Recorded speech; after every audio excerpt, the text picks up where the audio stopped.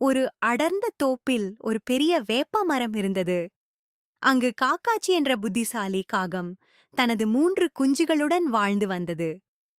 ஒரு நாள் காக்காச்சி குஞ்சுகளுக்கு உணவு தேடி வெளியே செல்ல வேண்டியிருந்தது.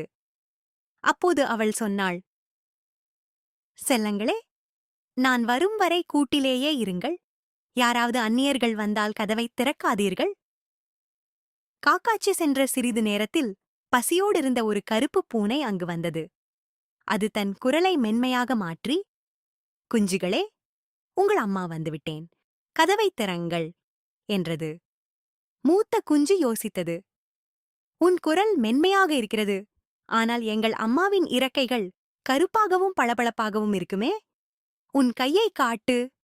பூனை தனது வெள்ளை நிறப் பாதத்தை காட்டியது. குஞ்சுகள் சிரித்தன. "நீ எங்கள் அம்மா இல்ல, நீ ஒரு திருட்டுப் பூனை" என்று கதவை சாத்தின. பூனை ஏமாற்றத்துடன் சென்றது. சிறிது நேரத்தில் காக்காச்சி உணவுடன் வந்தது. குஞ்சுகள் நடந்ததைச் சொன்னதும் அவள் அவர்களைத் தழுவிக்கொண்டாள்.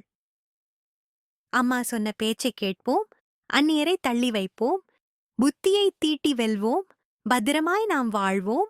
எங்கள் சேனலை சப்ஸ்கிரைப் பண்ணுங்க. எங்களுக்கு உங்களை ரொம்ப பிடிக்கும். உங்களுக்கும் எங்களை பிடிக்கும்னா லைக் ஒன்று கமெண்ட் பண்ணுங்க.